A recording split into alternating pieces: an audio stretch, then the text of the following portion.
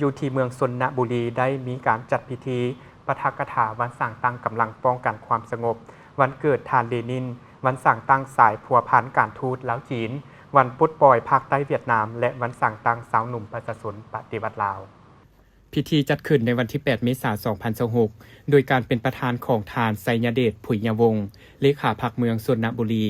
มีคณะประจำพรรคเมืองกรรมการพรรคเมืองหัวหน้าห้องการคณะห้องการพนักงานอาวุโสบำนาญ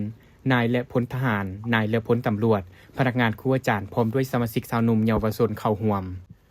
ทานสุวิไลหลวงสลาดอดีตการนำพรรคแขวงเลขาพรรคเมืองเจ้าเมืองชนบุรีก็ได้เล่าประวัติสาเหตุต้นกำเนิดการเติบใหญ่ขยายตัวและการสู้รบมีไซของกำลังป้องกันความสงบประชาชนซึ่งได้รับการสร้างตั้งขึ้นในวันที่ 5 เมษายน 1961 นับแต่วันสร้างตั้งจนถึงปัจจุบันกำลังป้องกันความสงบได้เคียงบ่าเคียงไหลร่วมกับกองทัพประชาชนปฏิวัติลาวและประชาชนบรรดาเผ่าพร้อมกันลุกฮือขึ้นต่อสู้ต้านพวกลาเมืองขึ้นแบบเก่าและแบบใหม่ในภารกิจต่อสู้ปลดปล่อยชาติในเมื่อก่อนและภารกิจปกปักรักษาสร้างสาพัฒนาประเทศชาติในปัจจุบันซึ่งทานได้ยกให้เห็นผลงานพ้นเด่นของกำลังป้องกันความสงบประชาชนการขยายมูลเสื้อธาตุเทพปฏิวัติของกำลังป้องกันความสงบที่เป็นกำลังประกอบอาวุธปฏิวัติอันแหลมคมของพรรคโดยแม่นพรรคประชาชนปฏิวัติลาวเป็นผู้สร้างตั้งนำพาเด็ดขาดโดยกงและรอบด้านเป็นกำลังที่มาจากประชาชนโดยประชาชนและรับใช้สิทธิผลประโยชน์อันชอบธรรมของประชาชนลาวบรรดาเผ่า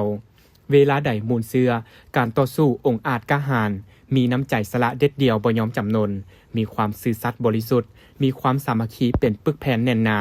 เฮ็ดหน้าที่ป้องกันความสงบเป็นระเบียบเรียบร้อยในสังคมด้วยความรับผิดชอบสูงซึ่งเฮ็ดให้ประเทศชาติมีเสถียรภาพด้านการเมืองสังคมมีความเป็นระเบียบเรียบร้อยโดยพื้นฐานในพิธีบรรดาผู้เข้าร่วมได้รับฟังการปาฐกถาวันเกิดของทานเลนินครบรอบ156 ปีวันสั่งตั้งการทูตลาวจีนครบรอบ65 ปีและวันปลดปล่อยภาคใต้เวียดนามครบรอบ71 ปีและวันสั่งตั้งสาวหนุ่มประชาชนปฏิวัติลาวครบรอบ71 ปีเนื่องในโอกาสที่มีความหมายนี้การนำขันเมืองก็คือบรรดาห้องการอ้อมข้างก็ได้มอบกระตาของขวัญให้กับกองบัญชาการป้องกันความสงบเมืองเพื่อสมเสยวันสั่งตั้งอย่างเป็นขบวนฟดฟื้น